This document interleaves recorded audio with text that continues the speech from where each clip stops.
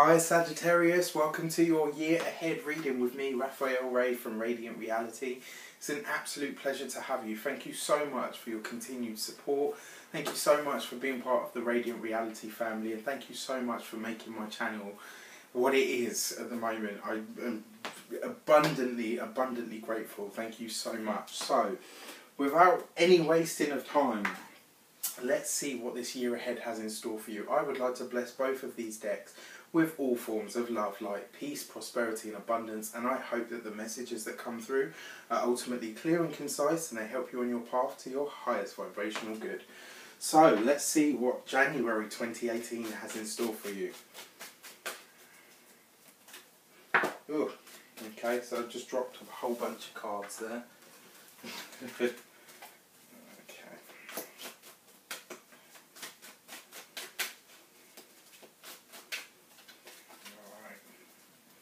First out, the Hermit card. The Hermit is really active this year.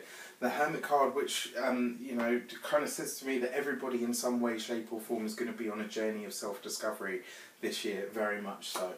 Then you've got the Emperor. Okay, so, really interesting. So, first of all, the Hermit card. This is you taking an inward journey. Now, we all get a bit more reflective around this time anyway, because the weather's different and, you know, it allows for, because it's colder, it allows us to stay in more. But I don't feel like this is you kind of withdrawing from the world. I feel like this is you going on more of a quest, going on more of a fact-finding mission about who you are and what you should be delving into. And more importantly, the Hermit card is ruled by Virgo. So therefore it talks about finding the gems of knowledge, of wisdom in the challenges that you faced in previous years, so that you can start to move forward with knowledge, so that you can start to be more deliberate about what it is that you do. January is going to be a month of soul searching, but more importantly, it's going to be a month where you really start to get to grips with what's going on in your mind. This is going to be you talking to yourself on a really deep level, to say to yourself, okay, you know, what is it that I believe I'm here to show people how to do? What is it that I believe my personal mission statement is? How can I get that across to the world? Why do I say that? Because the Hermit card is you searching within. It's you searching on a deep level. It's going through completions, going through endings and tying up loose ends, as it were. And then you've got the Emperor, which is ruled by Aries, which is the soldier, it's the leader. The Emperor is the king of, he's more than a king, he's an emperor, you know, he's the head of the empire. He makes decisions with a sweep of his hand. And this is very much to do with you commanding respect within and of your life, your own life. But it also represents the institution. And when I say the institutions, this is hospitals, it is universities, schools, it's, you know, legal houses, it's the house itself, it's the structure itself, you know, and all of the mental domain that's like is ruled by Aries is very much to do with that. You know, this is about being at the height of your game in terms of how you are a leader. And this talks about leading from the forefront. So this is you getting really committed to what it is that you have to say and how it is that you're going to demonstrate that in the world. So January is a time of, you know, deep contemplation, but also building the plan of, right, what is it that I want to deliver to the world and how am I going to show them that? February. Okay. The Three of Swords, this is another one that's been quite active, and the Six of Swords. So there will be some form of travel that you take this year that, you know, it's interesting as well, because this is the second time I've seen this kind of journey come up in readings, but it's come through different cards. This is a journey that you take for somebody else, and for me personally, I feel that this is somebody that's close to you. It could be a friend, it could be, you know, an in-law, it could be, but that's the kind of energy that I'm getting from it. This isn't necessarily somebody that you're related to, but it is somebody that you share a close bond with. You are going to see this person go through a difficult time. And you need to remember that while you are there to help and support them, that's all you're there for. It's not up to you to take on board that person's pain, to make the difficult decisions for them. All you can do is be there to support them. They must make the decisions on their own. Why? One, because it will deplete your personal energy to do it for them. And two, because you effectively then rob them of their ability to choose, and more importantly, you take away from them what they're going to learn from this situation. No matter how hard it is to watch somebody that you love and care for go through something difficult, there is a lesson and a blessing in it. And if you can allow them to go through it and just be a crutch there to support them, you and they get so much more out of it. So yeah, the Three of Swords, this is the separation. The Six of Swords, that's the journey taken. That's February. March. Let's see what March has in store for you.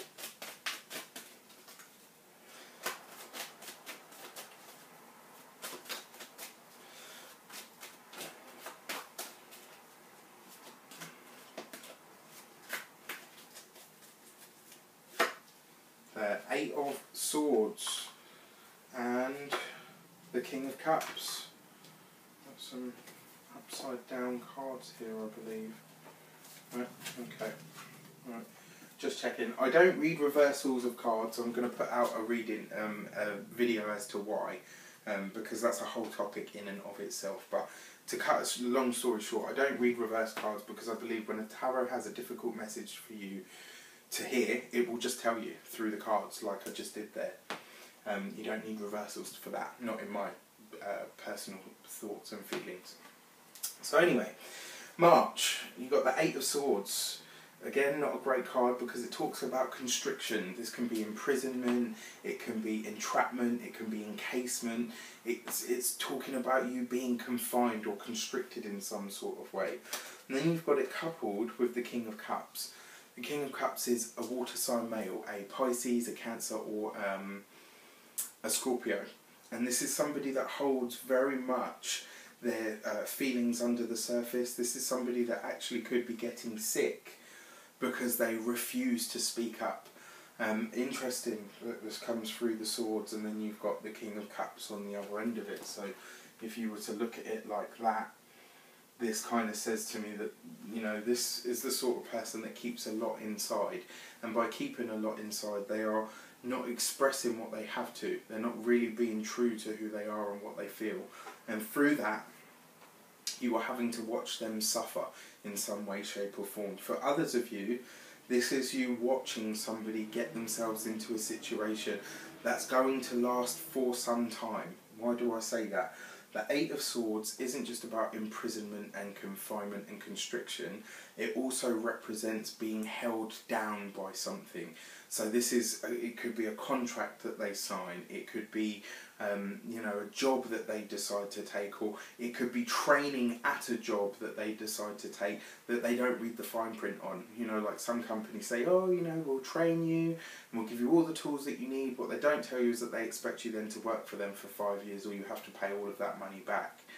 You know, it could be that kind of thing. So you need to tell this person to be discerning and not just run away with what they feel. And certainly don't rush into anything for escapism. So again, March is very much a month about assisting other people, but not necessarily getting into it yourself.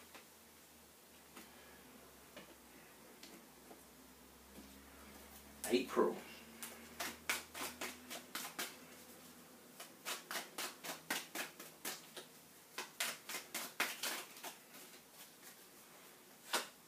Judgment. This is you. This is your card. And the Eight of Cups. Okay, so once you have assisted, you then find yourself reliving some of your own stuff. So the Judgment card to me is, I've said this just on the last video actually, I kind of see this, because it's always a blast from the past. It's something that you thought was over, something that you thought was done. And sometimes that can actually be a good thing, you know. Sometimes it's something that somebody promised you, something that somebody promised you but wasn't able to deliver. at the time for whatever reason. And sometimes that's what it brings back to you. It brings back that opportunity that you thought you had missed, that you thought you had lost, and it comes back and it says to you, actually no, it wasn't lost, it was just dormant. It was doing something else while you had A, B and C to be getting on with. And that's what the Judgment card is really, really good for. It also talks about the ability for you to tap into past relationships with things, with people. And therefore it's kind of like a bit of a a Mercury retrograde. It has that kind of energy to me. And then you've got the Eight of Cups, which is walking away from the disappointment. It's you leaving the emotional imbalance behind. That's how I see the Eight of Cups. So this has already passed, and this is you now really moving forward with it. So you've examined the past, you've examined, you know, what you felt, how you acted, how you interacted, and you're moving past it. And you're leaving it behind for the better. So these are actually so far challenging cards. Challenging experiences for sure, but worthwhile ones, really worthwhile ones. And remember, Saturn's just left your sign, which means you will now start to get some kind of a break. You'll be getting a bit more of an easier ride of things, which is great. I mean, the other thing as well though is, Saturn being in your first house is actually really good for you taking control of your life. It just does it very, very gradually and very slowly, and unfortunately not very easily. May, you have the Page of Swords. The mind is sharp, it's working good, it's working quick. You're having ideas, 3 and 4 a penny, but you're also having interviews. And then you've got the Hierophant. Okay, so May is the month where you start having interviews, and you'll start having interviews with people in positions of power. But more importantly, I see you having interviews with boards of people. So whereas most people have like an interview with 1 or 2 people present, one takes notes, the other one asks the questions, and then they go and deliberate and decide whether they're going to give you the job and all of that crap. This is you sitting down at a table with quite a lot of people. This is you rubbing shoulders with people that are real power players, real people that are real shifters in the world. Why do I say that? So the Page of Swords is very much like the Ace of Swords. And that talks about decisions, it talks about contract, it talks about communication, it talks about sitting at a table and making decisions with people. And then you've got the Hierophant card, which, although is a very spiritual card, is also the card of the institution. In the old days, it represented the church, because the church was the government. But this represents governing bodies. It's ruled by the sign of Taurus. So this talks very much about banks. This is if you would like to get financed for something, if you would like to, if you would like to get a loan, or any of that stuff, May is the time for you to do that. The mind is sharp, your business plan, anything where somebody says to you, show me why we should give you this opportunity, show me why we should give you this grant, loan, whatever. This month, Sag, you guys have it. You've got the golden tongue, use it wisely. A really, really strong month for you guys. And I kind of see you taking some form of, it's almost like I just see you sitting in front of a board of people and having a conversation with them, and it's like it just flows, it goes with so much ease. You will be impressed with yourself once this meeting is finished, because you'll be like, damn, there were 5 of them and there were 1 of me, and they represent this huge organisation, and there was just little old me doing my thing. Really, really powerful month. Really powerful month. Okay, so June. What does June 2018 have in store for you?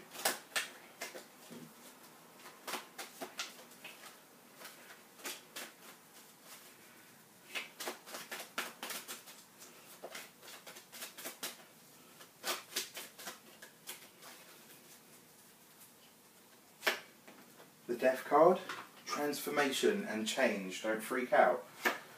And the 9 of Pentacles. So the Death card talks about change, it talks about transformation, it talks about the end of one cycle and the beginning of a new one. And then coupled with the Nine of Pentacles, which 9 again, completion, endings, wrapping things up. I kind of feel, and I feel for you guys in this respect, but it's going to be a process of 1 to 5 months before your year really starts to kick into gear. It's going to be a slow year for you guys. It's going to be slow and steady, and I kind of feel like you go through the first 5 months, not necessarily going through the motions, but it's not really until May that things start to pick up for you. And then in June, you have this experience of, it's over.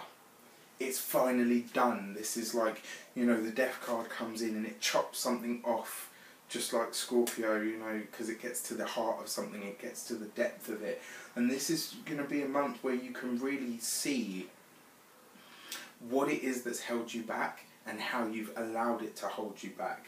From that, you then start to understand what your true gifts are, what your true skills are, and how to utilise them. You then start to discover how your beauty, your grace, your poise, your ability to transcend really, really speaks to you from a deep place, and how you can package that and offer it to other people. So, you know, after you've had this big wig meeting with this sort of governing body or group, you then sort of have a moment to go, wow, okay, so I'm not just impressed with everything that I managed to achieve and do here, but on top of that I can now start to see who I really am and what's important for me. And more importantly, you know, I can let go of a lot of my baggage. I can let go of a lot of other people's baggage and know that actually this stuff wasn't really anything to do with me. It was actually more to do with them, and I was just there to do the assisting. Yeah. June is going to be an interesting month. Full show. July. What does July have in store for you, Sagittarius?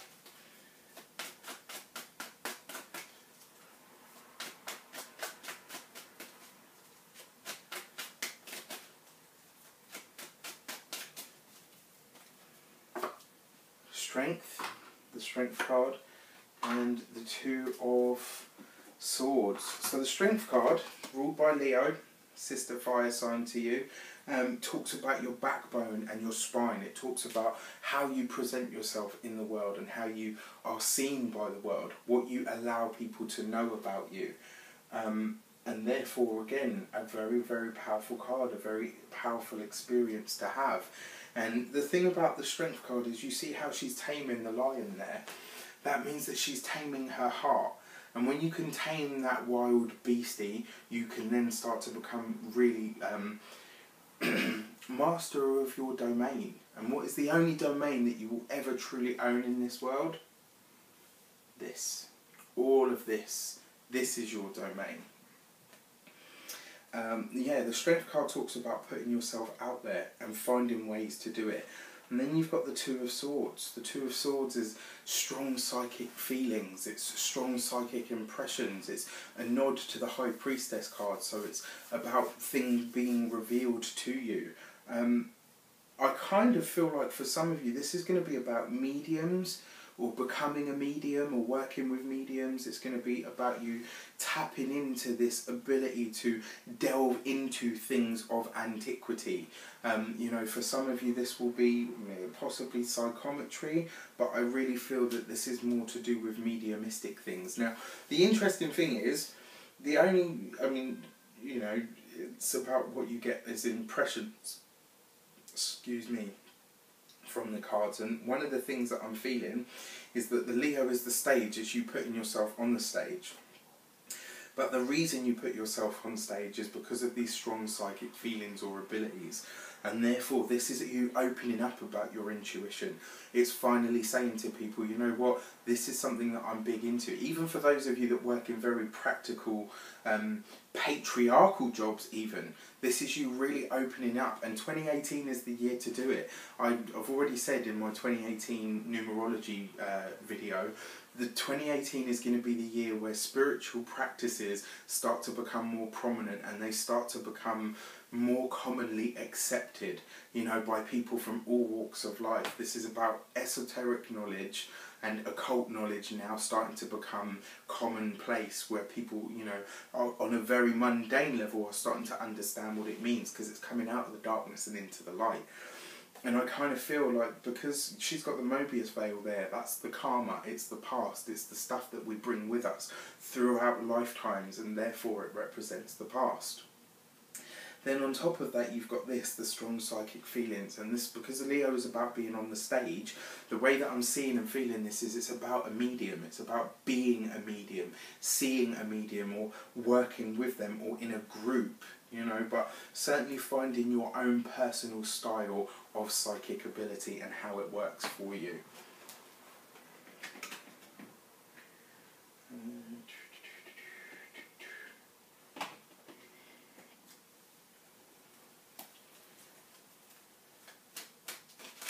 So August, what does August hold for you? It's like the height of summer now.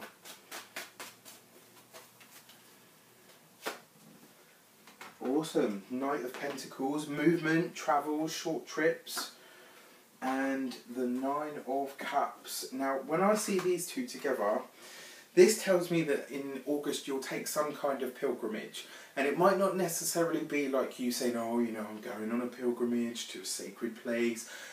Why do I say that? Because the Knight of Pentacles is a mode of transport. So it's a car, a 4x4, could even be a horse.